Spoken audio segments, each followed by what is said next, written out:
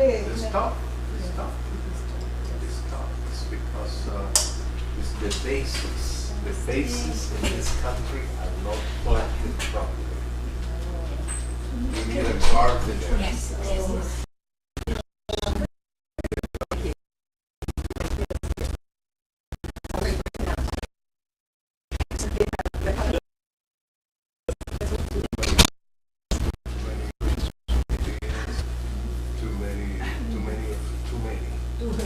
Just to show you something. Oh, Total confusion. So Talking this about the children. screen, you shouldn't touch that. yeah, it just, it was, You leave this alone. This piece, So, don't hit. This So is how the was that? So here's the feedback. a general This is what we're looking country's for. general Okay. karma. This is playing at the same time, so it's like you're watching it and recording. yes. Oh, that's what happened. Then what was it that This I'm is supposed to ignored. say? So you ignore this, and this is just so you can have the channel. Okay, so want to what see do we the say to screen. start? If someone sees the screen This here, comes down here. it's on this one, you know, like we So now when you started, what are we going to? What did I call it? I just called it. More than one file. No, but They get told that. when you start the class. She's gotten over the. I just leave it What and I you can chop do off now the is- videos. Very cute. So now this is recorded? So And then when I you came in, it was recording already? Yeah.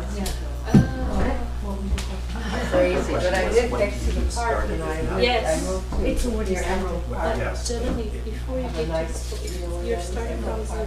Yeah, River so Road we'll area. come through. Okay. We'll find it. Is it all So that I'm back here coming with up from the the park. black boxes and the camera? Yeah. Nice. And Yeah, every it's a two-story, house now, which is Probably 600 a lot. square foot music room. So I've had events there, had Stevie Rocker and Boston Fusion. I've been released party with a friend there. And I teach there, of course. It's very good. You do, for me, he said you come and bless it. Yes. Instruments, finally, there's enough space.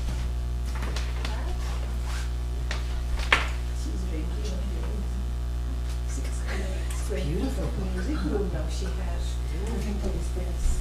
Is it that good? 600 square feet is a huge space. Oh, yeah, I had like, we had 40 people there for Yes. theater. Yeah. Oh, Yeah. you should come for one of these. Send us when it's happening. Because I never send it to this Sangha list. So I'll do that.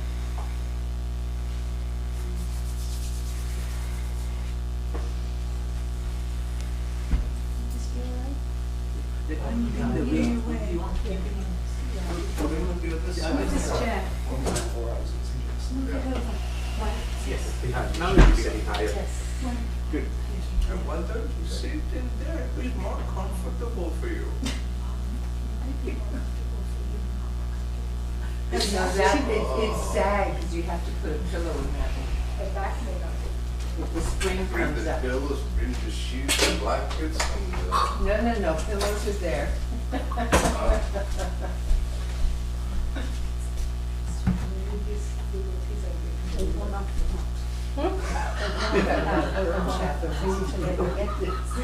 Just as the four in the picture.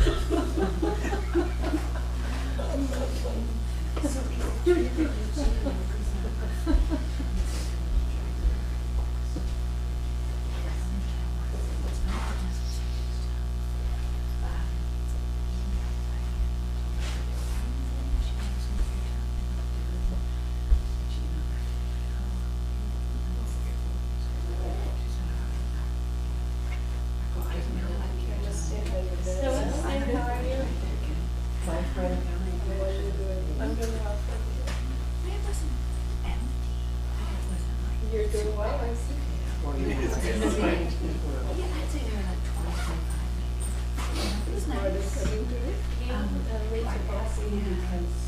Today, it hasn't been out. Dexter. They want to change something. Yes. Sunrise. Room there, they took a photo. Bernadette and Bertha, you know, it was hard to use.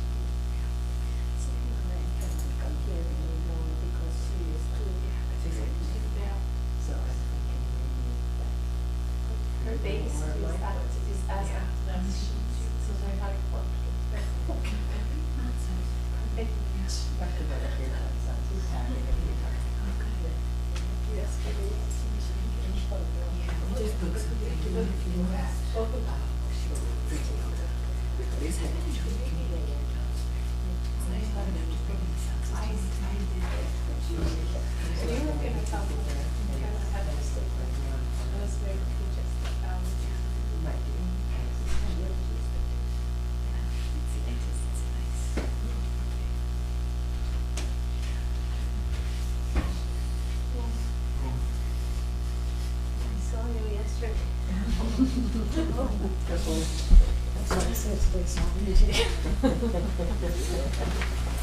The choice was not given. I just said come at 9:30 and I'm very happy to see that he's here. That's what he told me.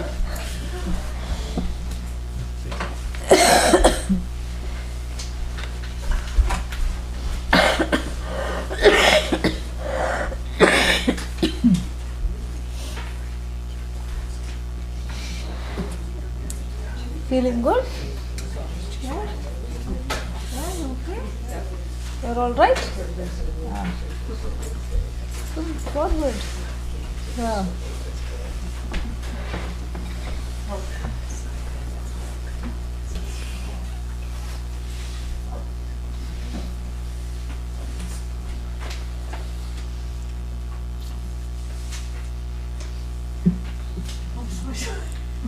Hmm? Yes. And that's facing everything is all right? Okay. All the yantras need propitiation here.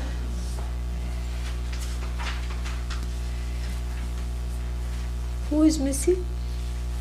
Peter? Peter, James? James, Soumya. Soumya, yes, she's not well. Someone else is not here.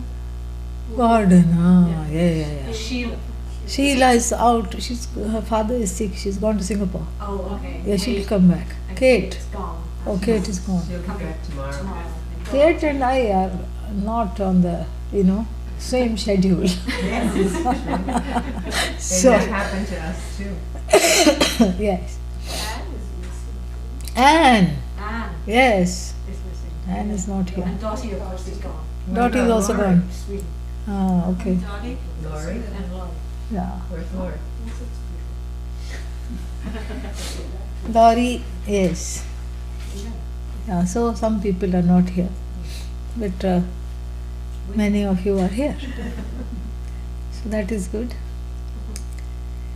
Om Sahana Vavatu Sahanau Bhunaktu Saha Viryam Karavavahai Tejasvinavadhitamastu ma vidvishavahai. Om Shanti Shanti Shanti.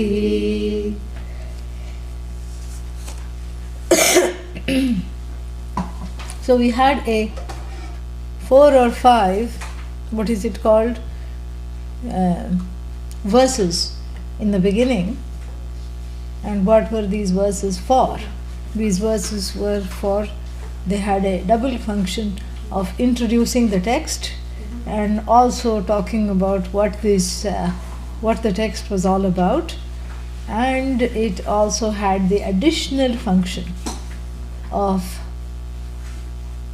removing the obstacles in the way through prayer, which is which is the only way. What else can you do? Because you can remove the obstacles that you can control, definitely, but you cannot remove the obstacles which you don't know are there, which you cannot control, which is completely out of your hands. How are you going to remove that? And so the person, the writer is following what all the writers in the tradition have done, is to have prayers to remove obstacles that one doesn't know are there, to remove the obstacles that are coming in the way of Not so much the writing, but even in the writing, even if somebody is desirous of writing, things can come in the way. Long life come. So then, then what to talk of things that one doesn't know are there. It's all just a guesswork what could come in the way. We don't know. That's why they are called hidden variables, because they are lurking to pounce at any given moment. So all that was done very beautifully. We saw his what is that?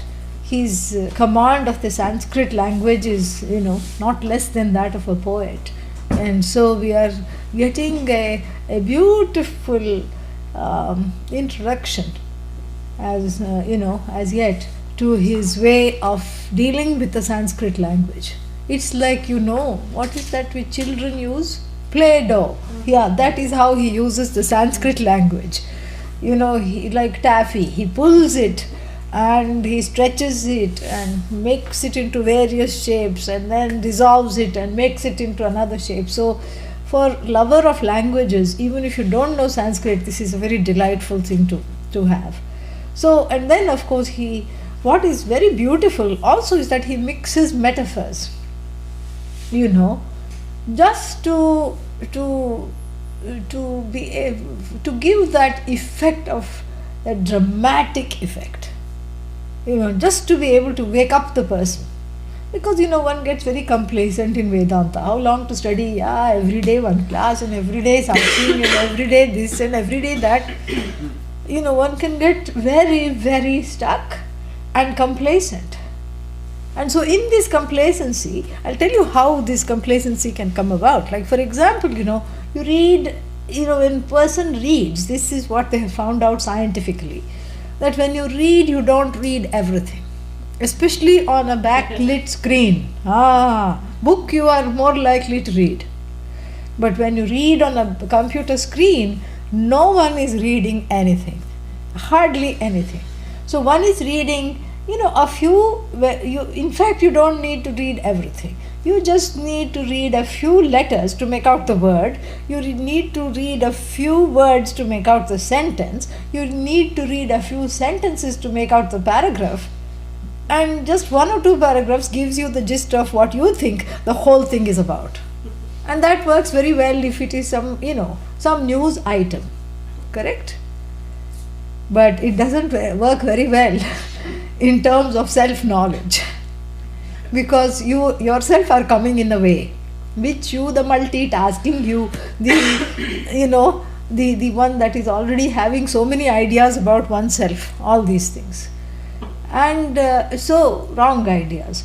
So therefore, in this complacency, the complacency can set in, because when you start reading any text, immediately you think, I know what he is trying to say. I know what she is trying to say. And even the hearing is immediately filtered in the same way. And in Vedanta hearing also people do this.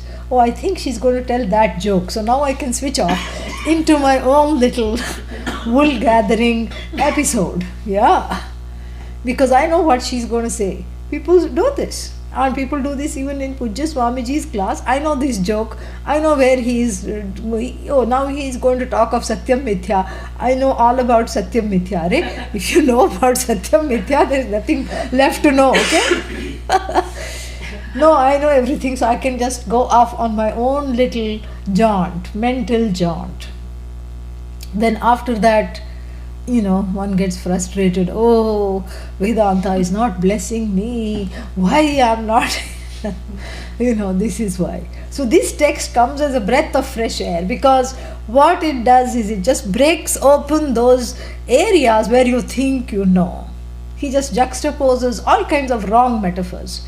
So the first section that we are studying is about 14 or 15 verses in the praise of the teacher.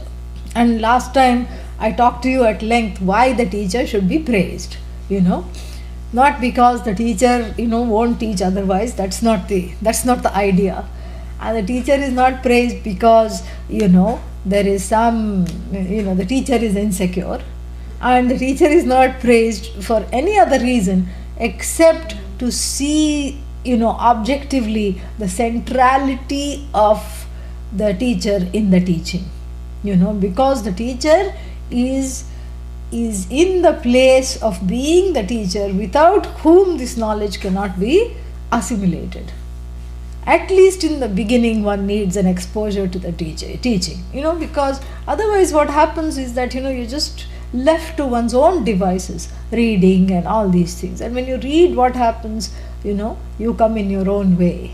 This is what your own infrastructure, which is peppered by notions of limitations, comes in the way of finding out that you are infinite, you are limitless. So therefore the teacher is needed.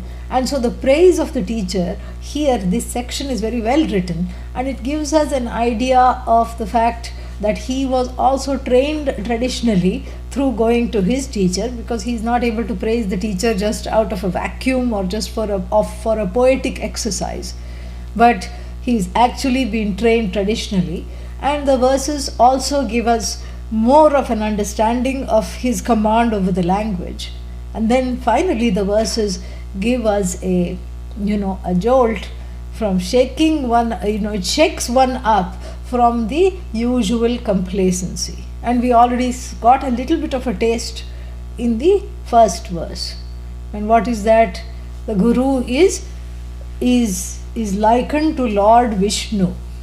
Nowhere else we find this. Yeah. Usually Guru is Shiva, because Shiva is the destroyer. And what needs to be destroyed here is the ego. The E has to go. So therefore, we find in everywhere the Guru likened to Lord Shiva, and the knowledge, likened to Goddess Parvati. This we have found. Starting with the Kena Upanishad, we find this. So this is not a, when you find a verse in the Vedanta literature, where the Guru is likened to Shiva, what happens? It is beautiful, it is correct, it is true, but then the mind goes off, complacent. Oh, I know what this is about. But here you do a double take. What? Guru? Who? Vishnu? Guru who? Is Vishnu who? How? Who is this man who is likening and comparing the teacher to Lord Vishnu? This is not whatever. And Moksha and Lakshmi are as far away as possible from one another. How can Moksha be Lakshmi? Lakshmi is the goddess of wealth and abundance. Don't I have to give up this, identification with the wealth and abundance in order to understand that I am free? I am using money as security, but I have to understand that I am the one who is secure? Not according to him. Here he has made moksha into the ultimate treasure in the form of what is Lakshmi? Lakshmi is treasure.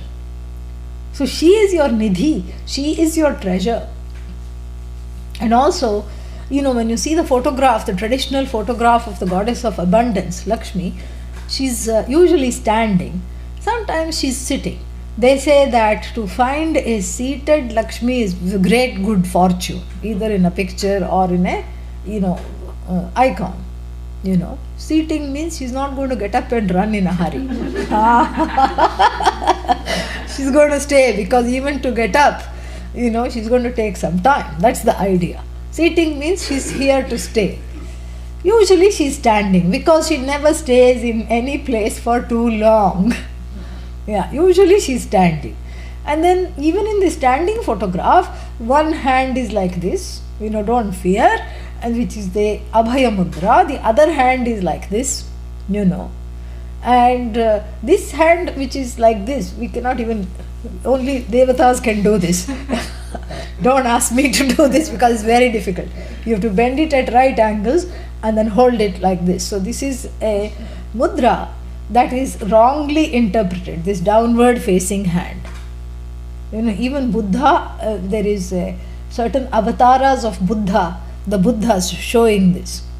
This is interpreted as, and in the modern Indian imagination, this is interpreted as gold coins flowing through her.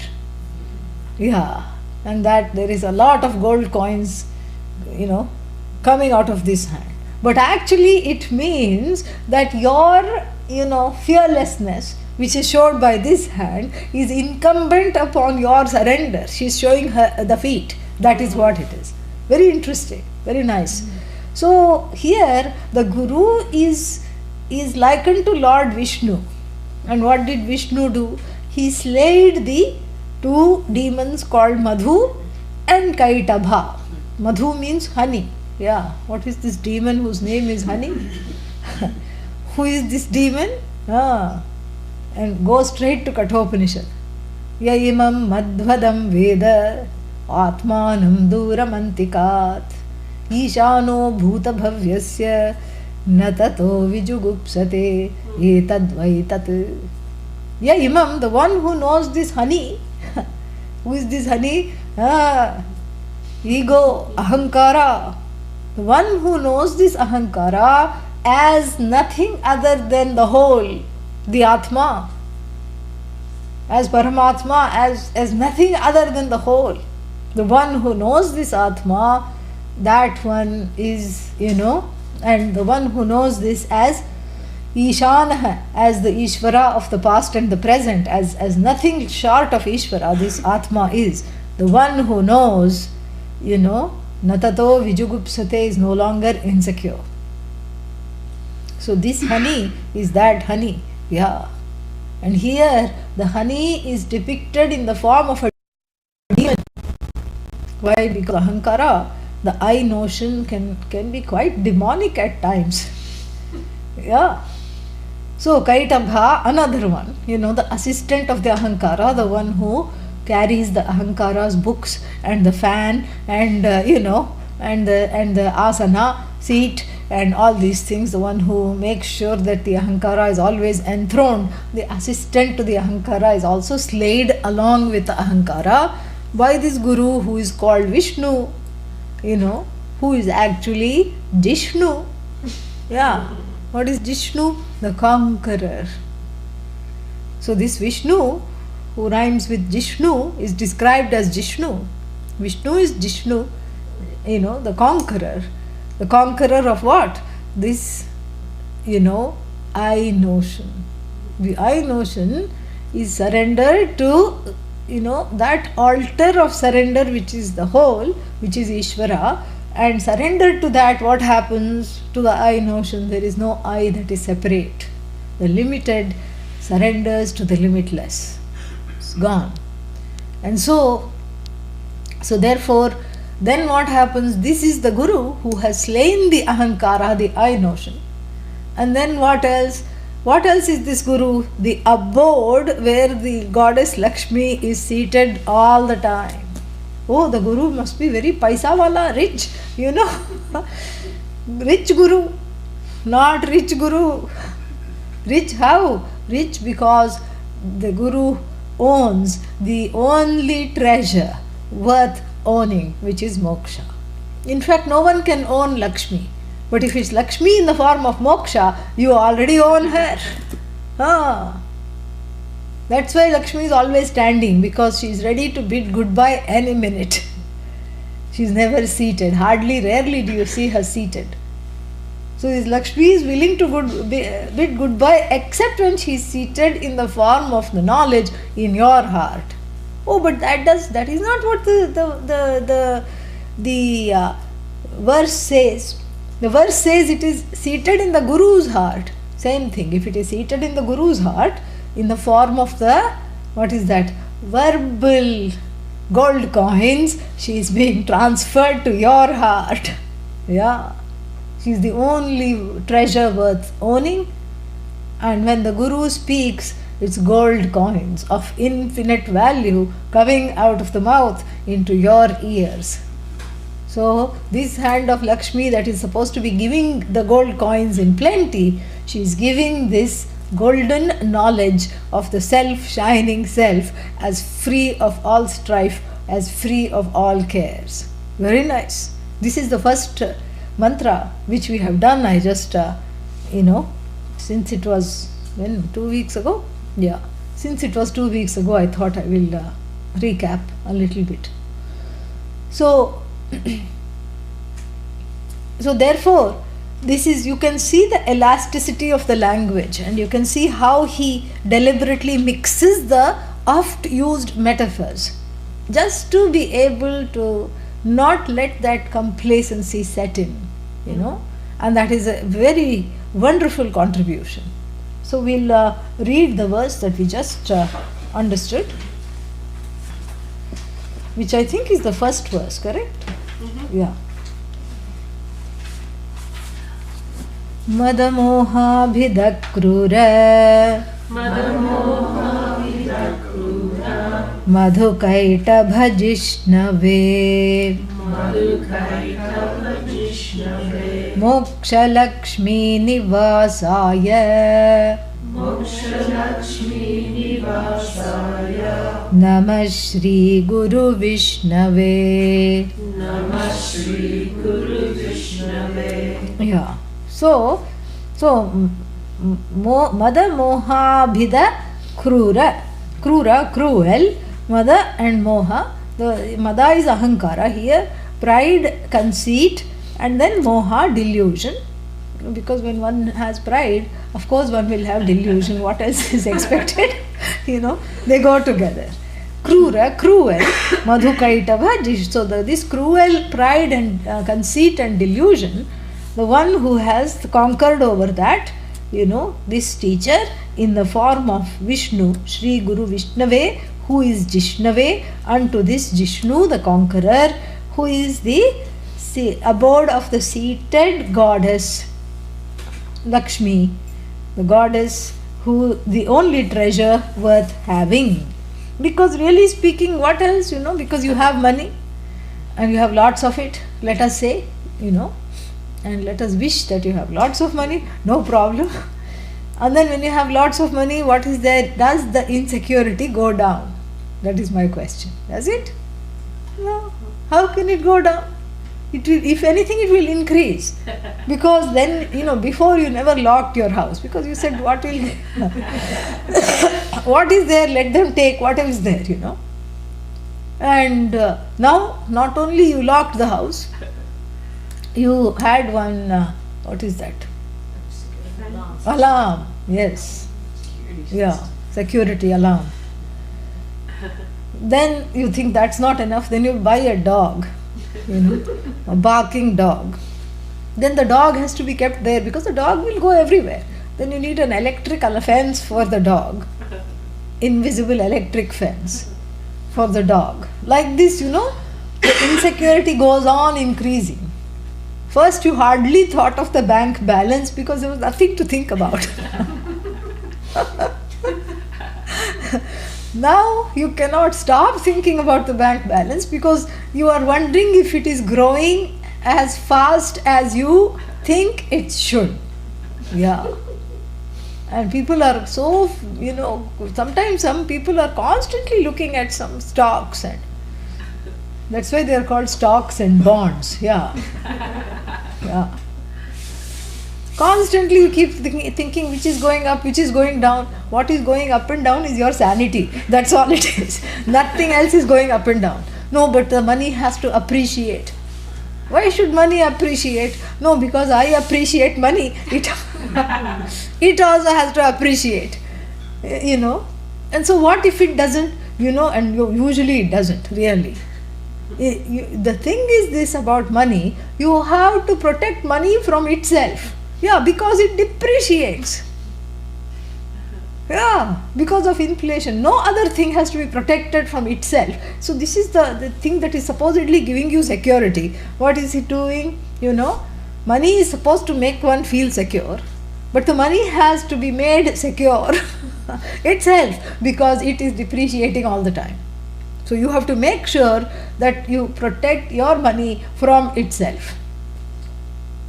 This is all upside down.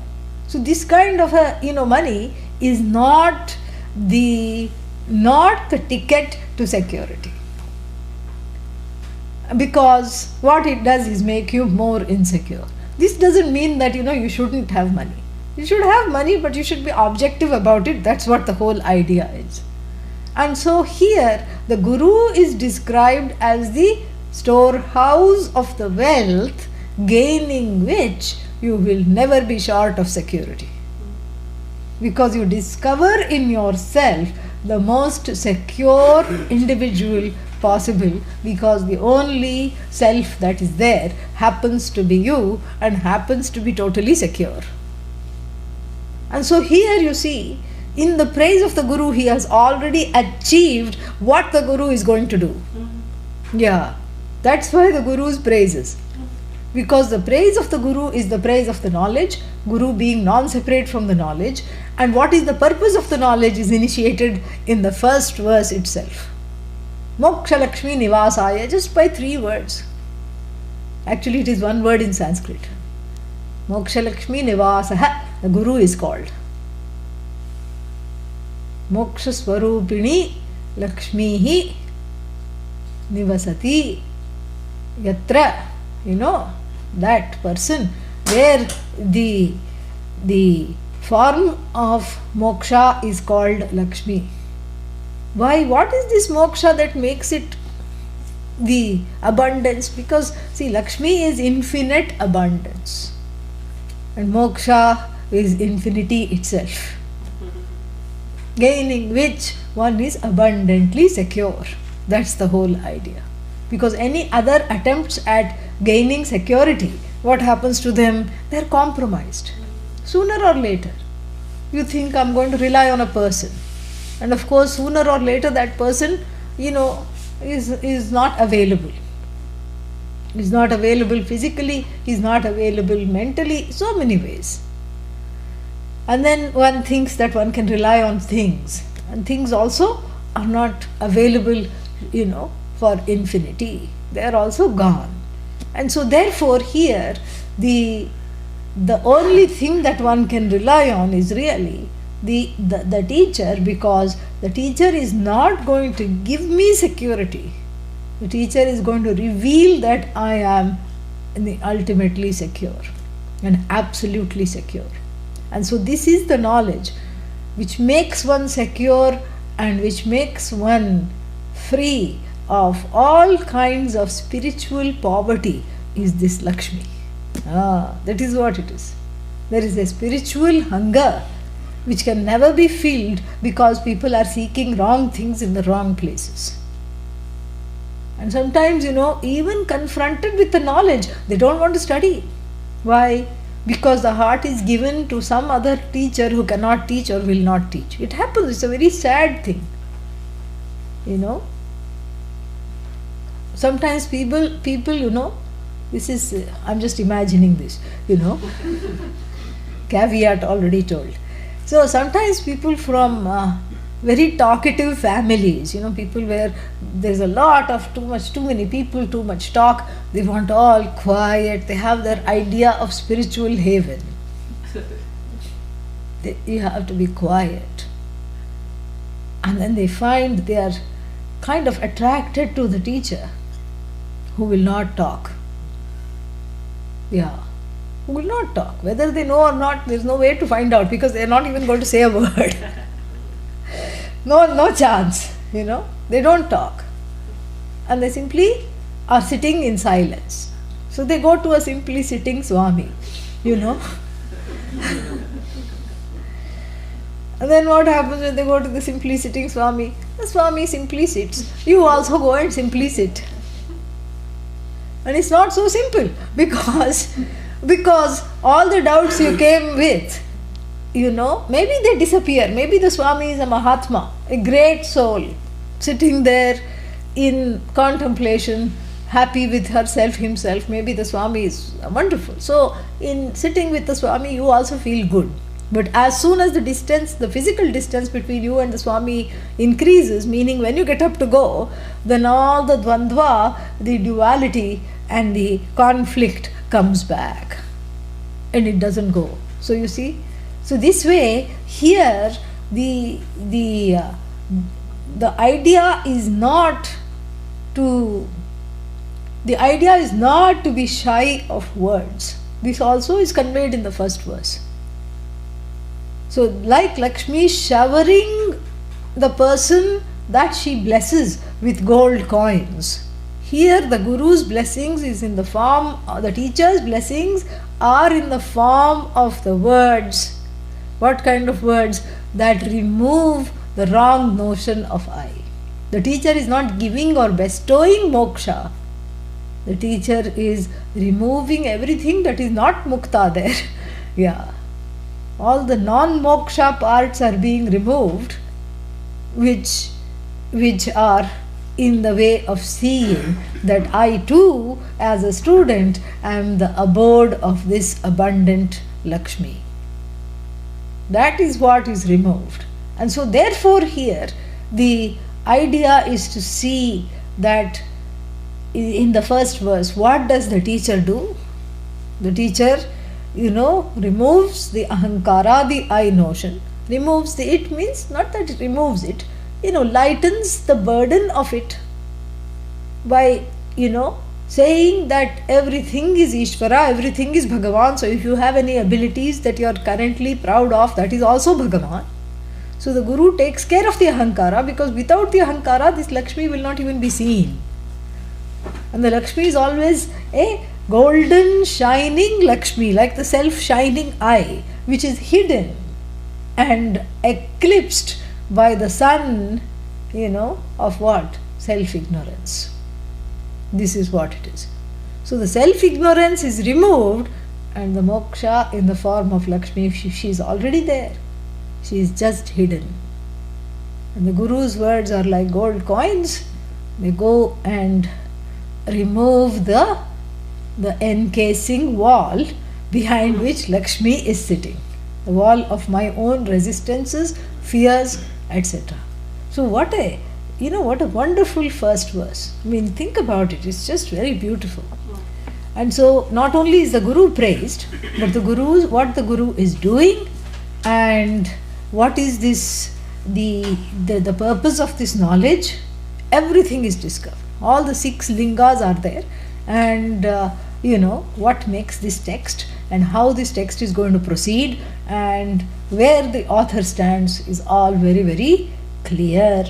Now, next one. Gunair gauravam ayataha.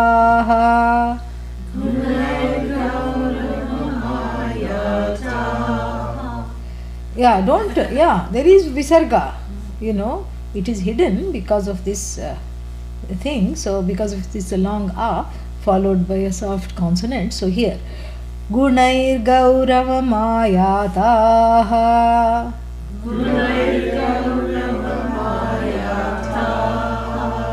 Hari Brahma harastrayah.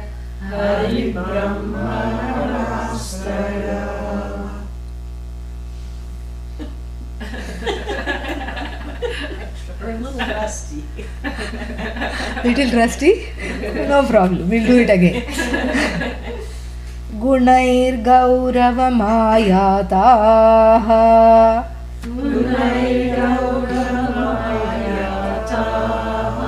Hari Brahma harastrayah. Gunatitatayasmakam.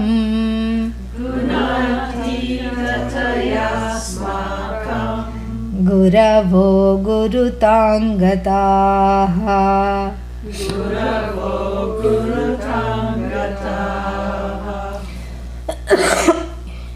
One more time. Gunair gauravam ayataha.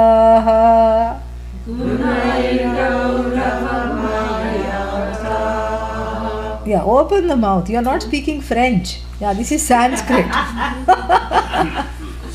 Yeah, all the long A's are just being swallowed up. Gunair gauravam ayataha.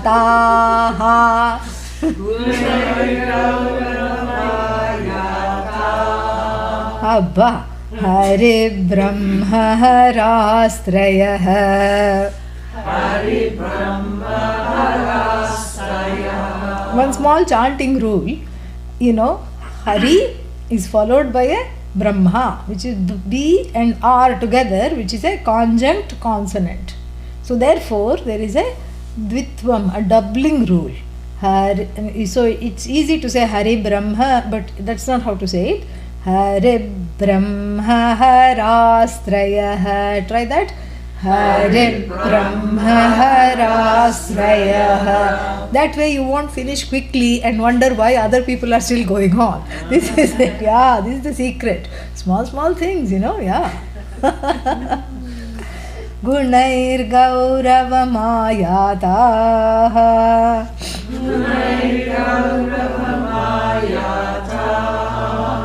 Hare Brahma Harastrayah. See, everyone finished at once. Perfect. Yeah. Gunati tatayasmakam. Guravo gurutangataha.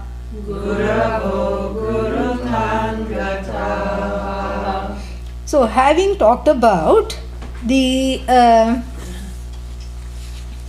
need for the teacher, etc., then here the teacher is being compared to Bhagavan. And of course, in the tradition, the teacher is looked upon as Bhagavan, as Ishvara. Why? Because the teacher is teaching about Ishvara, and the teacher is Ishvara, you are also Ishvara. So really speaking, it's all Ishvara, Ishvara, Ishvara. That's all it is. So the teacher is seen as an incarnation of Ishvara, and that is the highest epitome of what is called Shraddha. What is Shraddha? Trust pending understanding. So it's the highest epitome where I learn to transcend the physical attributes, the mental attributes, and all the other personality attributes of the teacher. It's not that the teacher doesn't have a personality. Teacher will have a personality, some kind of a remnant personality, and it's not that one is trying to remove the personality. That's not the point. The point of this teaching is to quote unquote enlighten the personality. In discovering that one is nothing but the person, which is the cosmic person, Virat, which is Ishvara, which is Bhagavan. This is what the whole thing is. So, it's not that the personality is not there. Personality is there. In fact, that is what makes one teacher different from another teacher. And so there are many teachers with different personalities, different ways of presenting the same thing, and we applaud that, we uphold that, it is wonderful. So that's not the idea, is that everybody should teach in the same way. How boring. That's not the point. So the personality is there. It's not discarded. But what happens is that the Shraddha gets affected when you want to deal only with the personality of the teacher. The Shraddha gets affected, and also what you gain also gets affected, because the teacher will engage at whatever level you want the teacher to engage at. That's what happens. This I have seen with Pujya Swamiji. You go to him and talk about the news, talk about the weather. He knows everything. So he knows also about the weather, so he will talk about the weather. Then you want to go discuss the news. This is the topic. I want to discuss current news with you. He says, okay, let's talk the current news. He will engage with you on that level.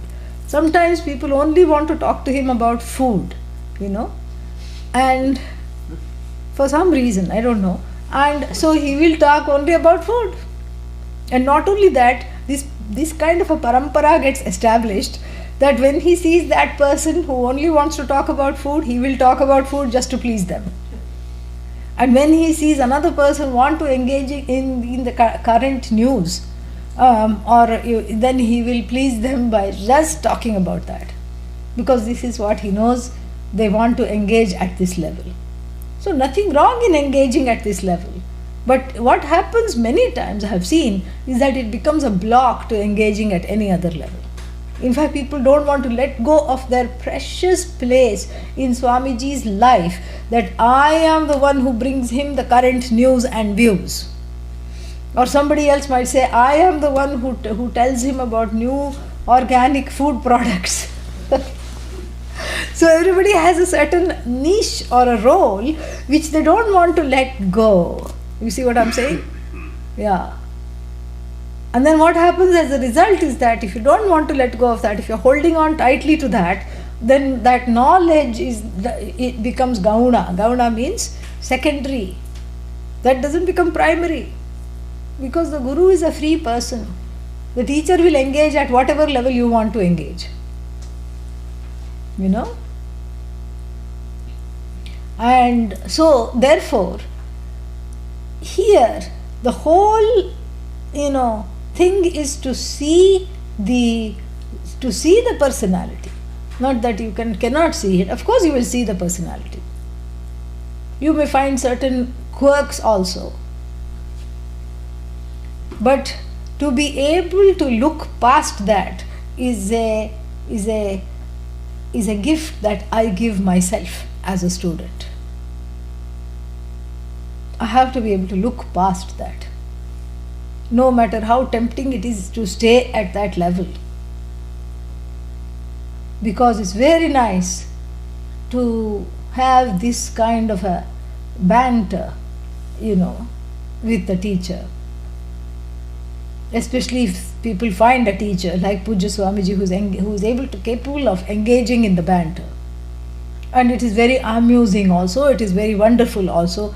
And the student goes away with a temporary feeling that, oh, I am engaging on an equal level. And everybody likes that and wants that, nothing wrong.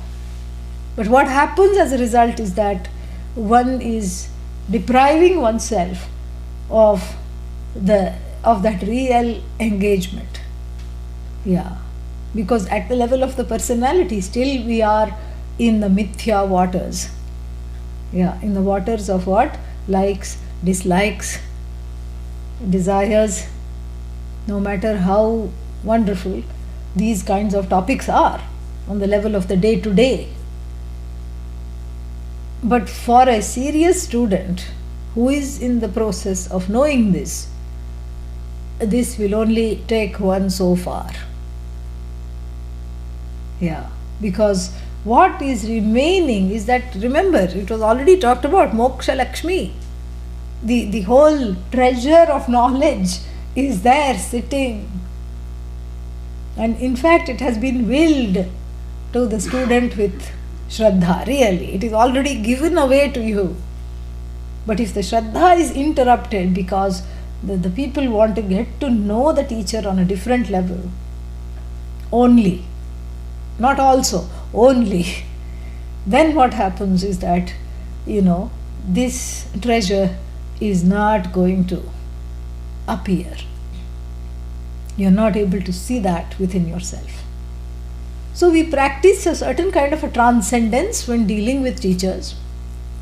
And what is that transcendence? The transcendence here is through the bridge called Shraddha. Shraddha means an attitude that is requisite for gaining the knowledge. The way I interact, the way I approach, and the way I think about the teacher is called Shraddha. So what is this way? The way is, first of all, to give the benefit of doubt. That this person has something interesting and important and ultimately helpful for me to say, for me to see, this person has something important to say. That is Shraddha. In other words, Shraddha is trust. Not just, first you start off with giving benefit of doubt. Then Shraddha is trust. And this is where the difficulty comes. When we define Shraddha for what it is trust. That's how I said it's trust pending understanding. And a lot of things come in the way. Yeah. Because everyone who is a serious seeker of knowledge has had his or her trust broken in the past. Correct? Long before one met one's teacher, the trust was already broken. That's what parents are for, you know. That's what they are for. They did their best, but sometimes the best is not good enough. So trust is broken, and then all we need is a few marriages, a few children, and the trust is further broken. And of course, everybody has friends. Then, if you have one friend, you know that the trust can be broken. And so, the person who comes is the one whose trust has been broken. And for many students, the one who thinks, I want to be a student of Vedanta, this is the last hope. Yeah. Because nobody in their right mind tries Vedanta before other things. When all else fails and one is at the door of despair, desperado devotee. Yeah, this is what it is. When nothing else works. Oh, really? I have to? This is the way to study? Why? Why can't I stand on my toes? Oh, been there, tried that, nothing happened. Why can't I stand on my nose? Been there, tried that also. That's why the nose is very flat now. So, nothing happened. Why can't I do pranayama? Why can't I pranayamify my way to moksha? Well, pranayama gives the quiet mind, but it does not remove the self-ignorance, and neither does it remove wrong ideas about yourself that one has. So why can't I do this? Why can't I do that? Why can't I just, yogify? No, you can't yogify, you can't pranayamify, you can't, So, then finally, when everything else has given way, one comes to Vedanta. So you can see how, cheerful and hopeful the person is to start with. Not, correct? So therefore, the Shraddha is not easy. And Shraddha is a potential that has to be discovered, cultivated. It's a potential. So it is there, but it has to be aired out. Yeah, it has to be aired out. Otherwise, one is just at the level of, oh, this is nice, that is nice, wonderful. That kind of a thing. So, how to give some breathing space for the Shraddha? In the tradition, it is said that you just look at Guru as the, teacher is Bhagavan. Look at teacher as a manifestation of Ishvara. This is very high, high praise of the Guru. And also it is a high demand. Why? Because do I know Ishvara? No. I don't know Ishvara, that is why I am going to the teacher. I don't know the teacher either. That's why I am suspicious. I neither know Ishvara nor know Guru. How can I see the Guru as Ishvara? This seems like a tall order for the student. But here the tradition, it tries to help one out, especially in the beginning when it is difficult to cultivate Shraddha, because when in front of a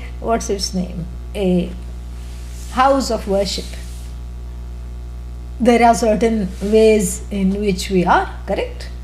We enter reverentially, and every tradition has a certain way of bowing down.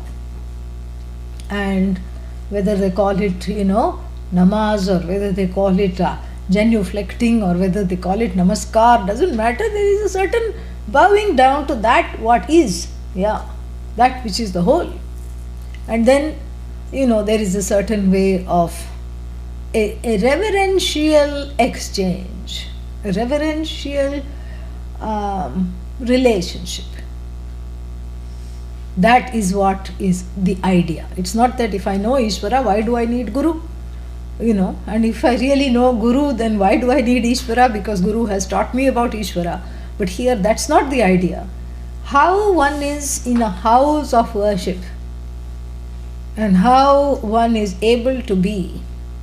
And it doesn't matter which tradition, which denomination, doesn't matter. There are certain rules of engagement. And those are followed here with the idea that, when I see something, when I see the Ishvara in Guru, then I'm able to see Ishvara in myself, as myself.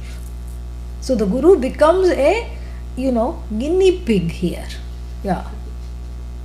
Because I practice seeing Ishvara in the Guru, so that ultimately I can see Ishvara as myself, really. So it's not that the Guru is getting some big, ego boost by the student seeing or invoking Ishvara in the Guru. No, it is an attitude that helps the student. It doesn't help the teacher.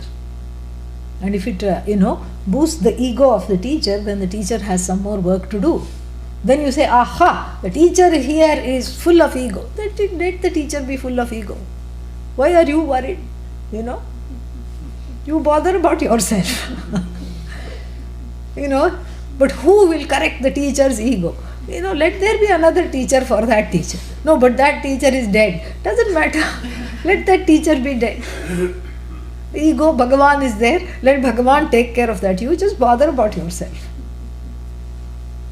So this is the whole idea, is that I am able to see Ishvara in everything and everyone ultimately. We talked about that yesterday's class a little bit.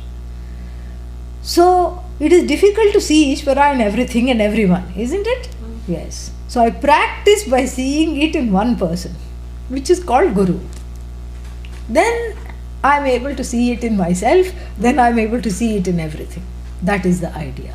So here there is a certain gliding or an eliding of the personality of the teacher in order to just connect to the person. And at that level, what happens is actually magical. What happens is that you get into, for the first time in one's life, one is in a relationship that is not codependent, not even a whit of codependency, not even a minuscule amount of codependency. It is just amazing, because it's really not a relationship at all. When you see Guru as Ishvara, you're seeing yourself, really. You don't know it yet, but that's what you're doing. So how can you have a relationship between you and you? In a way you can. What is the you? The complaining you with the non-complaining you. The one bird which is looking on, the witness, with the actor, the doer. The other bird that is a berryholic, samsaraholic. Right? So really speaking, it all gets turned around in a very interesting way. So much so that this Shraddha protects. It protects you from even gurus that may be egotistic or wrong. Yeah, it protects. Because people always have the question, how do you know that this guru is worthy of Shraddha? This may be a, bad guru.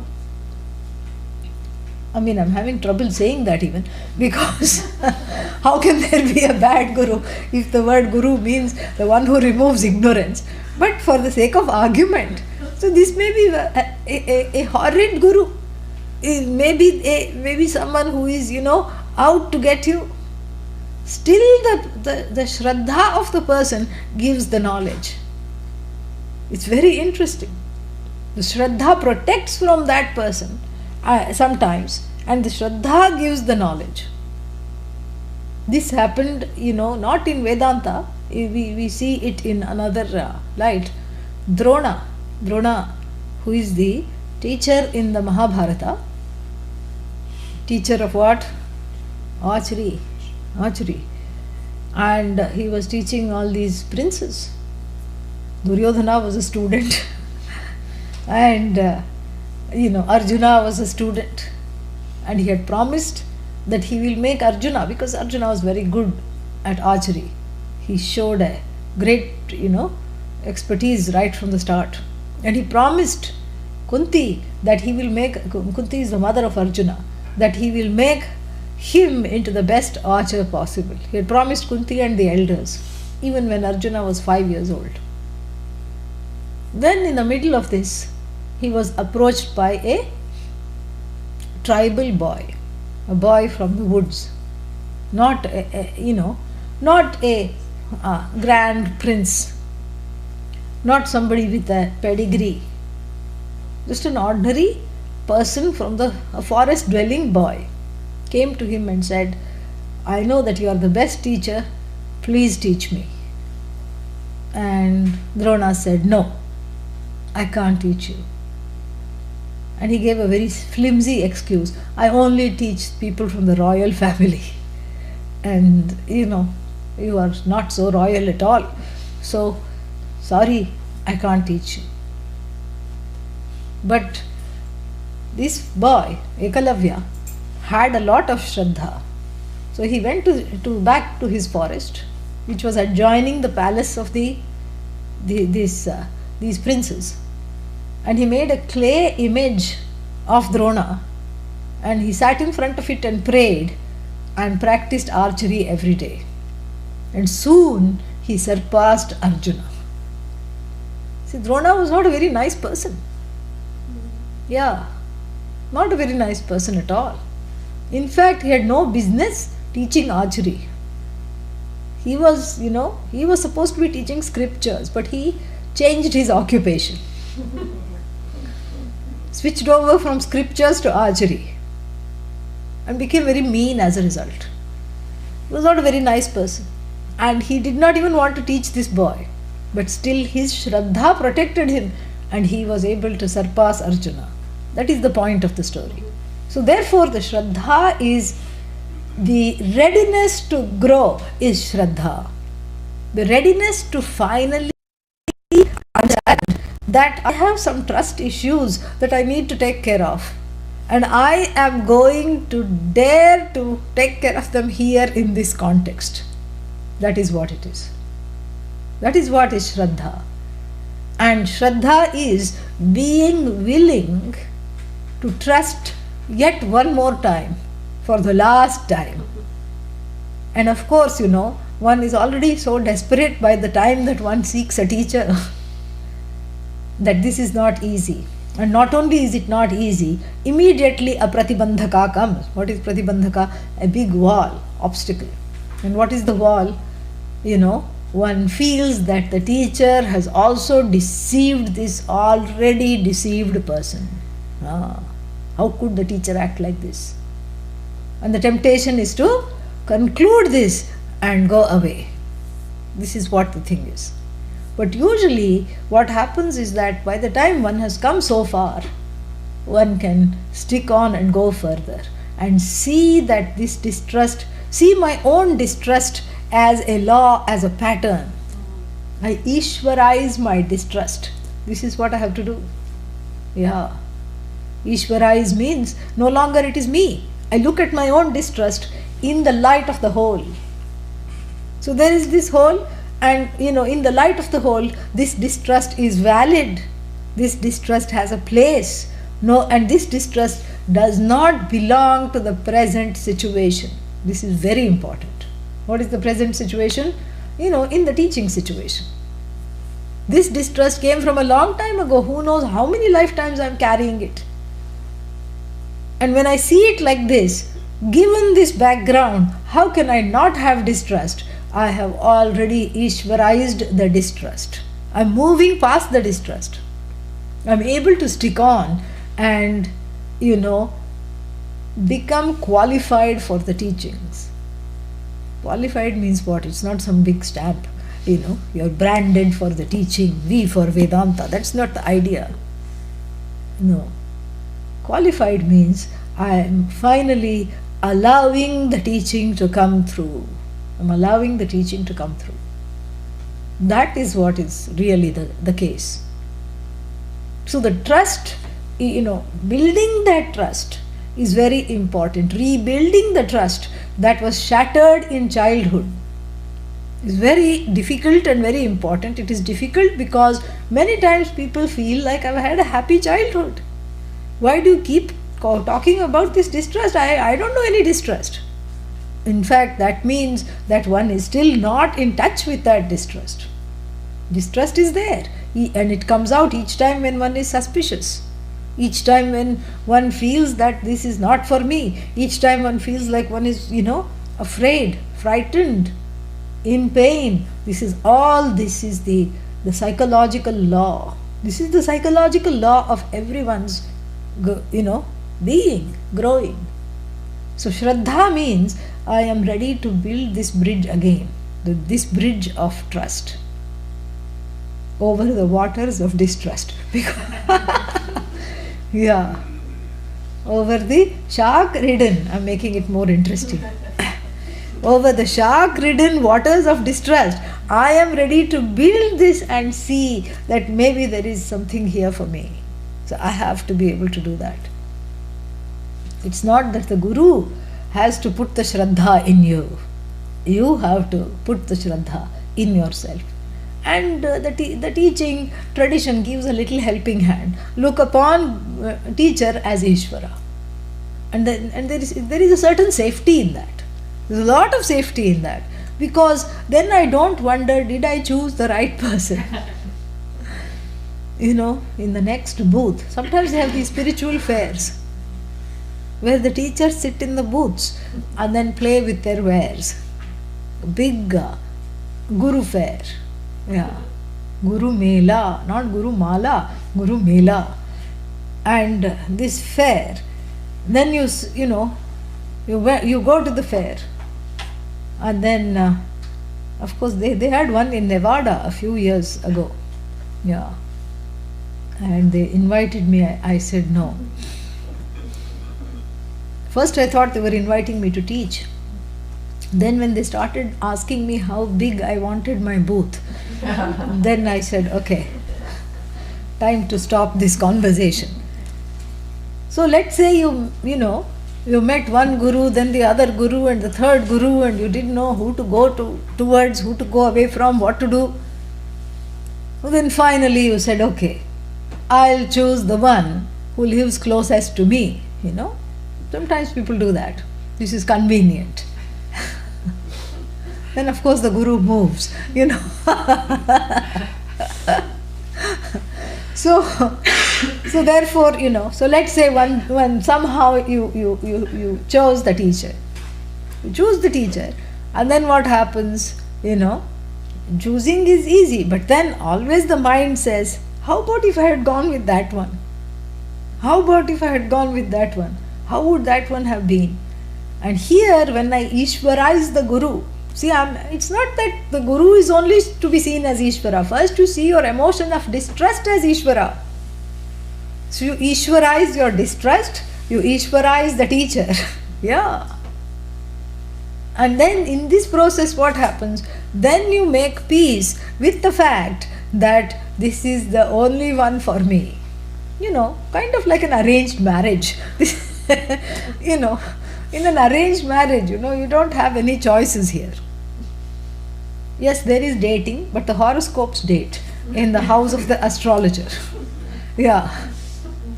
People don't date. And then what happens? They may see each other 1 or 2 times. That's why it's in a big crowd, in a wedding or a marriage or something. They make sure that they don't have time to talk. Because then who will marry if you have time to talk? No. Yeah. So you trust the horoscope, the horoscope. The horoscope is just, it's an Ishvarification of the blueprint of the time that you're born. So you have Ishvarized your birth here. This is how it works, really. Because what you're looking at is not the other person or the other family. You're placing your trust in Bhagavan and then going forward with a marriage. Here also, in seeing Guru as Bhagavan, you're placing your trust in Bhagavan and going forward with a teaching situation. This is what the whole thing is. And so therefore, this Shraddha, there is a little, to develop this Shraddha, you behave as though you're in a house of worship. It is given. Now in this Narahari's hands, nothing is so simple, you know. This I had to give a long background. Yeah, it's almost time for our break. We haven't even done this verse. So, you know, I had to give a long background because he's going to dismantle this completely. So without understanding the setup, you will not enjoy the dismantling. Yeah. So therefore, you know, we will come back and after this, because I don't want to stop, so this is a good segue. So we'll come back after 15-20 minutes, take a break, and then go forward with the verse. Om Purnamadah Purnamidam Purnat Purnamudachyate Purnasya Purnamadaya Purnamevavashishyate. Om Shanti Shanti Shanti. Harihi Om Shri Gurubhyo Namaha. Harihi Om. Yeah, very nice verses. This is a wonderful verse. Very nice verses are coming up. And there are some snacks here. This I'm giving out because it helps people from sleeping. And it's Some kind of carob energy bars. Yeah, so everyone is here. Very nice to see all of you.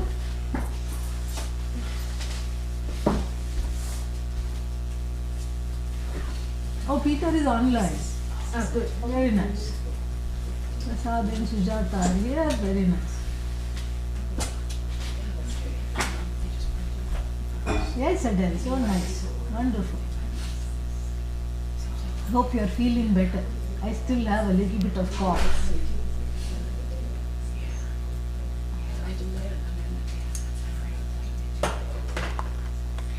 What are the people in the next room saying today? Oh, they're full of themselves. Literally.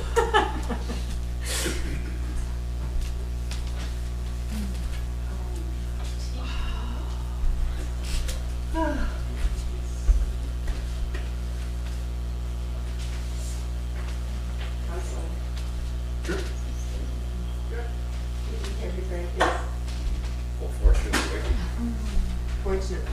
all fortunately. The pace will be normal death. How often do you have it? About 24 hours a day.